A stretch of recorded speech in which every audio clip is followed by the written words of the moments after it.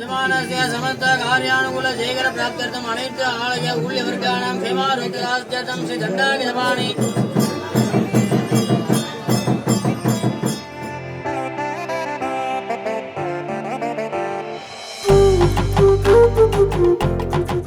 நாங்கள் சுமார் 2017 இருந்து ஓய்வு பெற்ற திருக்கோயில் பணியாளர்கள் மிகவும் குறைந்த ஊதியத்தில் குடும்பத்தை நடத்துறதுக்கு கஷ்டப்பட்டுக்கிட்டு இருந்தோம். இந்த கோரிக்கையை வலியுறுத்தி நாங்கள் தமிழ்நாடு முழுவதும் உள்ள இபிஎஃப் பென்ஷன்தாரர்கள் மதுரையில் ஒரு சங்கம் அமைச்சு அந்த சங்கத்தின் வாயிலாக அரசுக்கும் மாண்புமிகு முதலமைச்சர் அறநிலையத்துறை அமைச்சர் ஆகியோருக்கு கோரிக்கை மனு கொடுத்தோம்.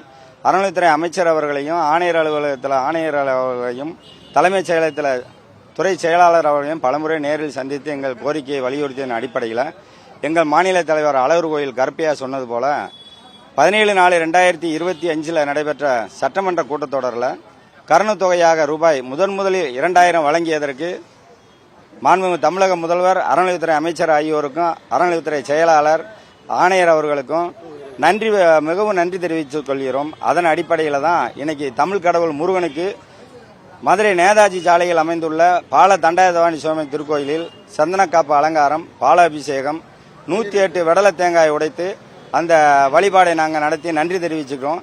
மேலும் எங்களுடைய வாழ்வாதாரம் மேலும் மேம்படவும் மாண்புமிகு முதல்வர் அவர்களும் அறநிலையத்துறை அமைச்சர் அவர்களும் எங்களுடைய கோரிக்கைகளை தொடர்ந்து நிறைவேற்றி எங்கள் குடும்பத்தையும் வாழ வைக்க வேண்டுமாறு இதன் சார்பில் நன்றியை தெரிவித்து கேட்டுக்கொள்கிறோம்.